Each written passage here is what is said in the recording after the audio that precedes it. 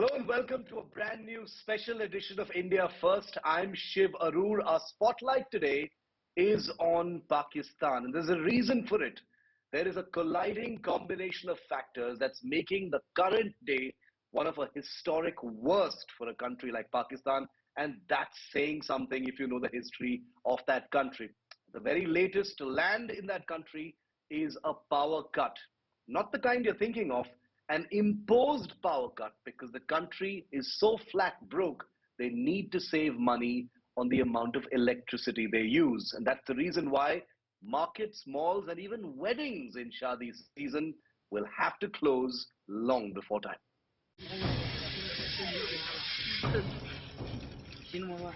Filling cooking gas in balloons, people in Pakistan's Khyber Pakhtunkhwa are resorting to dangerous and desperate measures.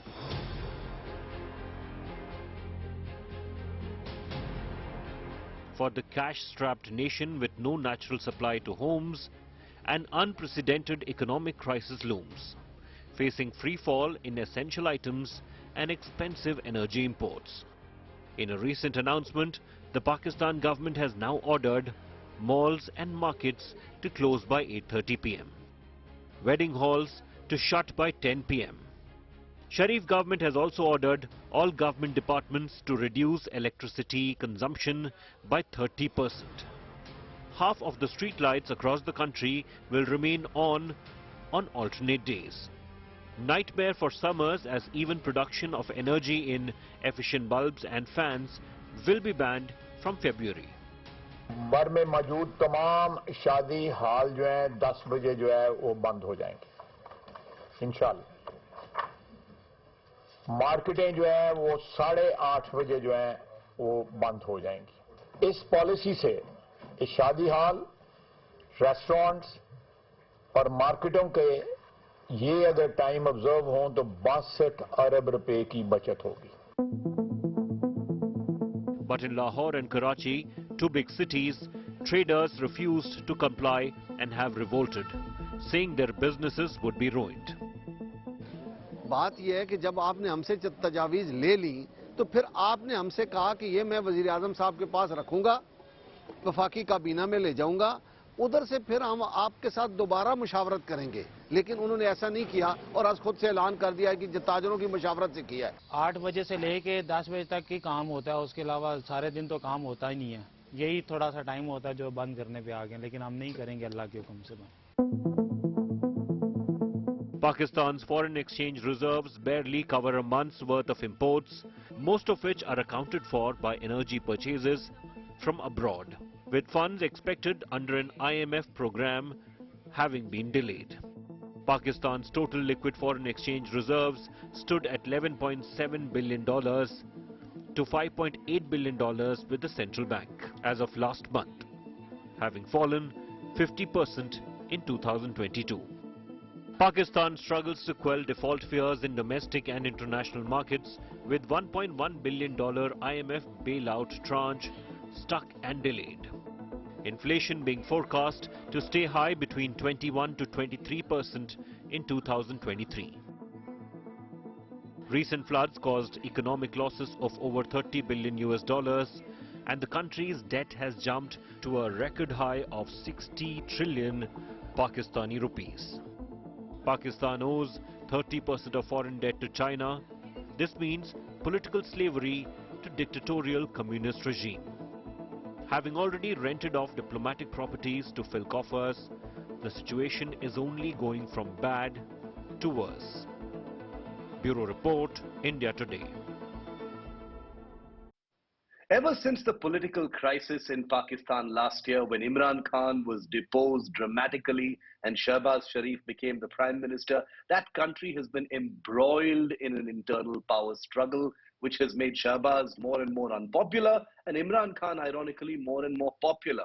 Well, hanging in the balance is a nation that has simply broken apart at the seams, with crisis after crisis exacerbated by historic floods, and citizens in Pakistan are currently experiencing one of the worst ages in that country ever.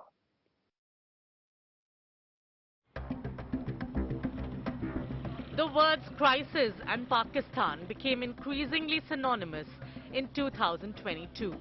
It was the year of crisis as floods inundated the country, leaving millions homeless in an environmental crisis.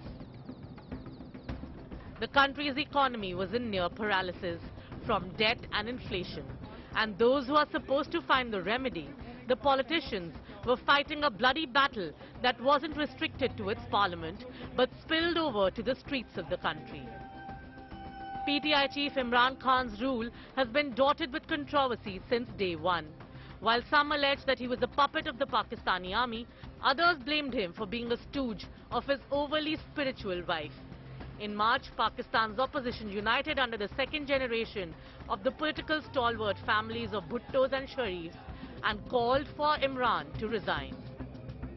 Shahbaz शरीफ साहब ने बड़ा सही और statement spirit में challenge दिया है वजीर आजम साहब को कि वो इस्तीफा दे. The former cricket star turned Prime Minister, elected in 2018, was cornered due to the economic crisis and an increasing fallout with the country's powerful military. Imran Khan, after being selected, was rejected. किसी आजाद मुल्क के लिए जिस तरह की हमें message आई है, ये है तो प्राइम मिनिस्टर के खिलाफ ही सिर्फ, लेकिन ये हमारी कौम के खिलाफ है. After accusing the West of conspiring to oust him from power because he paid a visit to his Russian counterpart during the Ukraine war, Imran Khan tried to dissolve the parliament and seek fresh elections. मुझे लोगों ने किसी ने कहा जी वो इमरान खान आप resign कर दें. मैं कभी हार जिंदगी में नहीं मानी. मैं तो वोट का जो भी रिजल्ट हो जाए आप देखेंगे कि मैं तो उसके बाद और ज्यादा तकड़ा होकर सामने आऊंगा जो भी रिजल्ट हो. But the united opposition won the game and Imran became the first prime minister in the country's history to lose a no-confidence vote. Pakistan के मफाद को भूल गए, पाकिस्तान की जो आप महंगाई की बात करते थे उसको भूल गए, रुपए और डॉलर की जो इक्विटी है उसको भूल गए. ये वो इमरान खान है जब अपनी जात की बात आती है तो हर चीज को वो कुर्बान करने के लिए तैयार होता है. Imran Khan's exit from power opened a new, uncertain and volatile phase in Pakistan politics. Led by PMLN, the 13-party PDM coalition that assumed power on 11th April got off to a slow and unsure start. It had to initially overcome impediments in the way of a smooth transition. Cobbling together the largest coalition cabinet in the country's history took time and underlined the difficulties of forging agreement among disparate parties. Nevertheless, Khan's fierce opposition kept this coalition united. He took to social media and then to the streets to campaign and rally his supporters. PEMRA कहता है कि जनाब इमरान खान की live तकरीर नहीं हो सकती.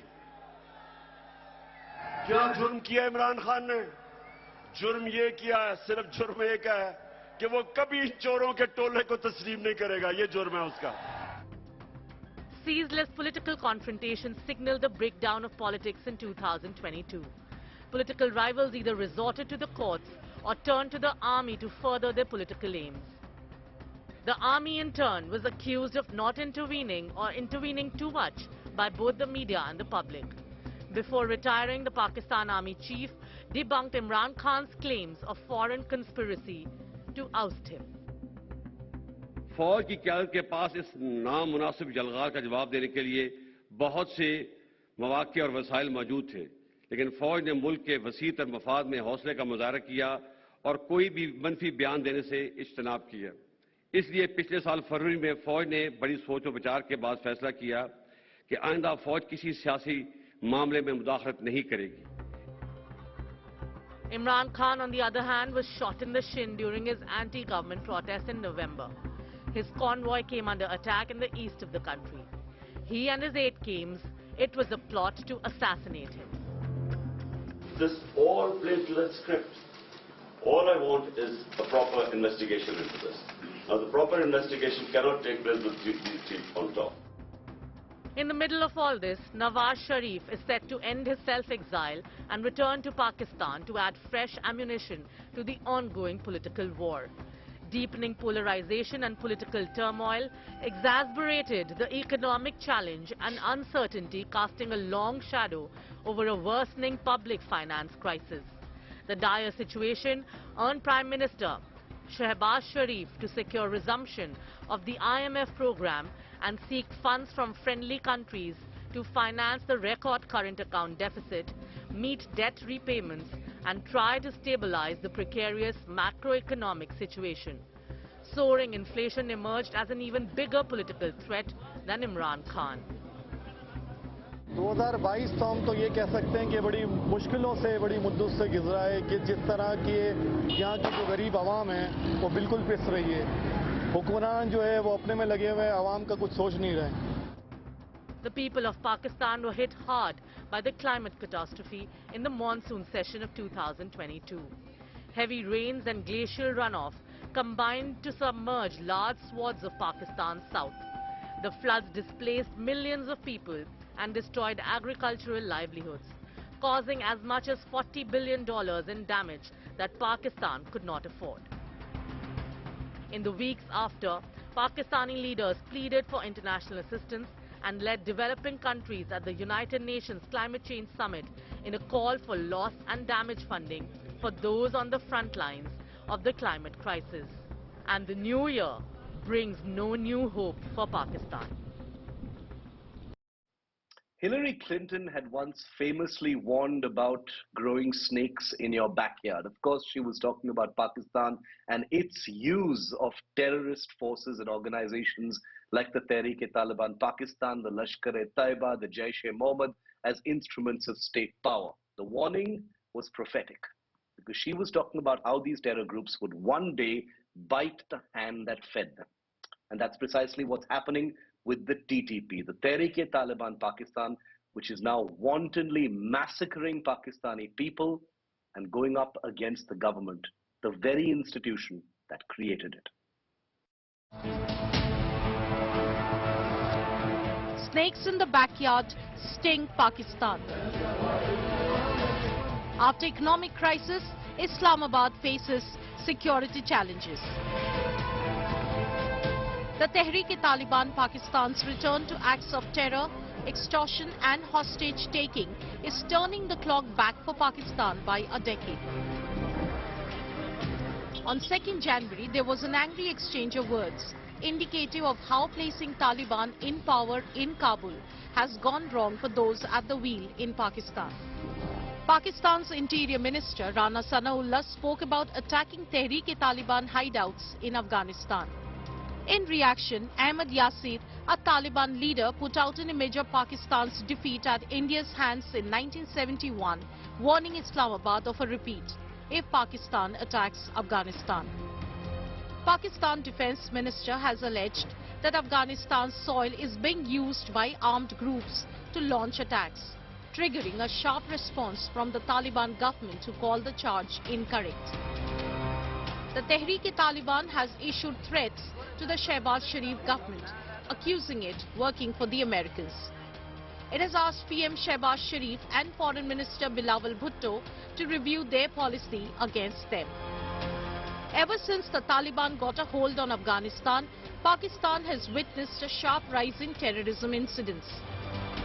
TTP was involved in 2007 assassination of Benazir Bhutto, 2009 attack on Pakistan Army headquarters, 2008 bombing Marriott Hotel in Islamabad, 2012 attack on Nobel laureate Malala Yousafzai, 2014 attack on Peshawar school. Pakistan, which nurtured the Tehreek-e-Taliban Pakistan to use it as proxy force in Afghanistan and India, is now getting a taste of its own medicine. Bureau Report, India Today.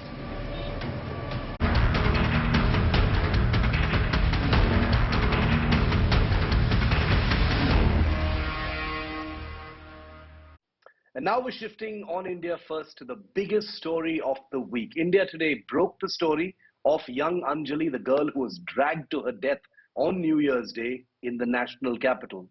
You've seen the images, you've seen the CCTV videos, but now a new CCTV video has come about that casts into doubt the very strong testimony that was provided by a person believed to be a key in this entire crime, the friend of Anjali, who fled from the site immediately after she was hit. Well, she said many things first here on India Today, but now watch this report and you will be asking the same questions that we are. Gruesome murder, claims and counterclaims, and several contradictions in versions. Anjali's death is getting murkier day by day. The victim's family and her friend Nidhi, who fled the accident scene, have made several claims. Nidhi, in an interview to India Today, said her friend was in an inebriated state when they were hit by the car early Sunday. Anjali's family has countered this claim. They say no alcohol was found in her abdomen, according to the post-mortem report. उसने बहुत ज़्यादा drink कर रखी थी, बहुत ज़्यादा drink कर रखी थी कि वो ना मतलब होश में नहीं थी अपने।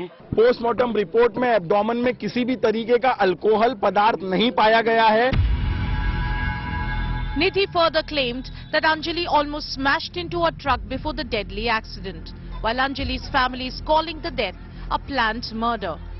अंजलि के साथ जो हुआ है, that is not a simple murder. It is a sadism murder in which उसको धीरे धीरे पेन देके मारा गया है, पोस्टमार्टम रिपोर्ट के हिसाब से। Facing questions on her own conduct after the incident, Nidhi said she fled the accident spot because she was scared. Anjali's family, on the other hand, alleged Nidhi wasn't with the victim during the incident.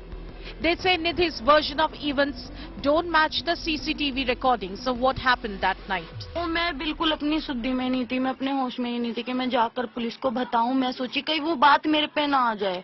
एक होता है ना कि मेरे को लगा कि क्या करूं मैं, मेरे को जो ये ठीक लगा कि मैं अपने घर पे जाऊं, अपने घर पे बैठ के शांति से सोचूं क्या करना है क्या नहीं। कुछ नहीं समझ में आया तो 2 दिन बाद पुलिस ने पूछा तो मैंने पूछताछ में सब बता दिया। 1:35 पे निधि अपने घर पे पहुंच चुकी है। 2 बजे जो सीसीटीवी फुटेज आता है उसमें अंजलि अकेले गाड़ी ड्राइव कर रही है। तो मैं आपको फिर बताना चाहता हूं, अगर रात को 1:30 बजे मैंने अपने दोस्त को उसके घर छोड़ दिया तो ये क्या मामला है कि 3 घंटे 1.5 घंटे के बाद या 1 घंटे के बाद वो मौके वारदात पे ये कहता है कि मैं भी उस स्कूटी में बैठी थी और जब ये सब वाकया हुआ तो मैं वहां से भाग गई। India Today has accessed the CCTV footage of Nidhi rushing to her home from the crime spot after the accident. The claims have raised many questions. Is Anjali's friend Nidhi speaking the truth? Nidhi claims she reached her home after the accident. The time stamp on CCTV shows her walking home an hour earlier. What happened in the Oyo hotel room where Anjali and Nidhi were seen on New Year's Eve? Which event management company did Anjali work for? Where are the boys who were with Anjali and friend in the hotel? The police are yet to crack the exact sequence of events. Days after the horrific incident, the question remains, will Anjali get justice? With Shreya Chatterjee, Himanshu Mishra and Arvind Oja in Delhi, Bureau Report, India Today. Anjali's parents, her loved ones, her friends, and people from all across the country are owed the truth. And that's the reason why on India Today, we're continuing to report with sensitivity and a great deal of detail what really happened. And we're the only ones asking the tough questions, not like other channels indulging in character assassination. Because young Anjali died a painful death. The autopsy report that we've accessed paints a gory picture of just how this young woman died that night. She was stuck between the 2 left wheels of that car. She was dragged for 12 kilometers. And I must warn you, as you watch this report, these are stomach-turning details. Days after 20-year-old Anjali was dragged to death on the streets of Delhi by a car, more horrific details have emerged. The autopsy report reveals that Anjali's ribs were exposed from her back as skin peeled away from being dragged for nearly 12 kilometers. Her lungs had popped out from her body. The report further stated that Anjali had sustained several external injuries and her brain matter was missing. Postmortem report के हिसाब से अंजलि का जो brain है वो अभी भी missing है। जो उसका भेजा था, जिसको हम ब्रेन कहते हैं, वो 5 से 6 किलोमीटर की बर्बरता के बाद कहीं कंजावाला रोड पे गिर गया और ब्रेन जो है वो मिसिंग है। The post-mortem lists shock and hemorrhage as the cause of her death. The report rules out sexual assault and presence of any alcohol in her body. Initial examination of the suspect's car suggests that Anjali was stuck to the front left wheel of the vehicle. According to the forensic report, most blood stains were found behind the front left wheel. Blood was found on other parts under the car as well. उनका सिर अंदर गया और इधर आगे यहाँ तक सिर आ गया और इसके अंदर उनका पांव फंस गया, पैर ऐसे ऊपर चला गया। ये एक्सल चल रहा है, ये वाला, और ये एक्सल के ऊपर लिपट गया और ये गाड़ी चलती रही। उसके कपड़े यहाँ से उसके साथ लिपटते रहे। To understand what transpired that fateful night, forensic team recreated the crime scene with Delhi top cop sliding under the car. Right now here you see the Delhi police, obviously after receiving so much flack, they can be seen ensuring that all the loose ends of the investigation is made into a watertight inspection, because all the more, remember, the family members, even after the post-mortem report is out, is refusing to accept the theory of the police. Meanwhile, India Today has accessed CCTV footage of Anjali's friend Nidhi reaching home after fleeing from the site of the accident. Correct 2:30 बज रहे थे, हम बाहर ही बैठे थे ना, हमारे चला के फोन हाथ में था। हमने टाइम देखा जब वो आई थी। हाथ चोट उसके यहाँ पर लगी थी और हाथ पर जो फ्रैक्चर से हो जाता है ना, मुड़ पड़ा जाता है, वैसे हो गया था, और पैर पर। बस उन्हें आसपास मोहल्ले पड़ोस में बोला था बस इतना ही कि मेरा एक्सीडेंट हो गया स्कूटी से, और कुछ नहीं बोला। Anjali's family members have now alleged that she was murdered. They have demanded the strictest punishment for all the 5 accused who are now in police custody. Bureau Report, India Today.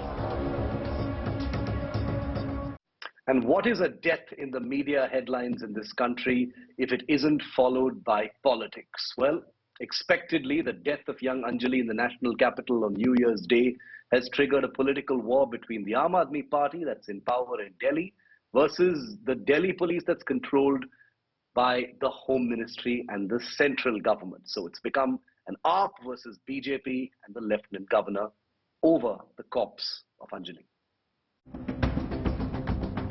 A young girl hit and dragged for 12 kilometers. Delhi's law and order is back in focus, and a raging political war is playing out over who is responsible for the dismal state of affairs in the national capital. Days after Anjali was mowed down and killed by 5 men in a car on New Year, Delhi Deputy CM Manish Sisodia visited the victim's family. Leading a delegation of AAP workers, Sisodia assured the family of all possible legal and financial help. सरकार की ओर से जो 10 लाख रुपए इस policy के तहत दिया जा सकता है, वो सीएम साहब ने मैक्सिमम की घोषणा की है। साथ साथ इनके परिवार की यहाँ मांग थी कि भाई हमारे परिवार में किसी व्यक्ति को तुरंत नौकरी पे भी रखा जाए। जल्द से जल्द उनको किसी तरह का रोजगार दिलाने की कोशिश करेंगे। The Congress, meanwhile, has lashed out at both AAP and BJP for resorting to the usual tu-tu me-me over safety of women. Delhi police का एक शर्मनाक, गैर जिम्मेदाराना खेल शुरू होता है भाजपा के उस नेता को और अपनी छवि को बचाने के लिए, जो बिल्कुल निंदनीय है, जिसे बर्दाश्त नहीं किया जाएगा। The BJP, meanwhile, is fighting fire with fire, condemning the horrific incident and reiterating their faith in the Delhi police. देखिए, मैं आपको आश्वस्त करता हूं, देश के गृह मंत्री आदरणीय अमित शाह जी ने स्वयं संज्ञान इसका लिया है। जो गुनाहगार हैं उनको सजा मिलेगी और पुलिस लगातार छानबीन कर रही है। जो भी इसमें दोषी है, वो जो 5 लड़के हैं वो भी, और जो पुलिस अधिकारी जिन्होंने उचित कार्रवाई ठीक समय पे नहीं की, सबके खिलाफ कार्रवाई होनी चाहिए, सख्त से सख्त कार्रवाई होनी चाहिए, इसमें कोई बख्शा नहीं जाना चाहिए। While political parties bicker, the reality is nothing has changed in Delhi. Governments come and go, Power shifts from one party to another, but the crime rates in Delhi remain unchanged. Bureau Report, India Today. Thanks very much for watching. We'll keep our eye on this story very, very closely. Remember, India Today, the only story that's breaking every aspect of this unfolding coverage. Thanks for watching.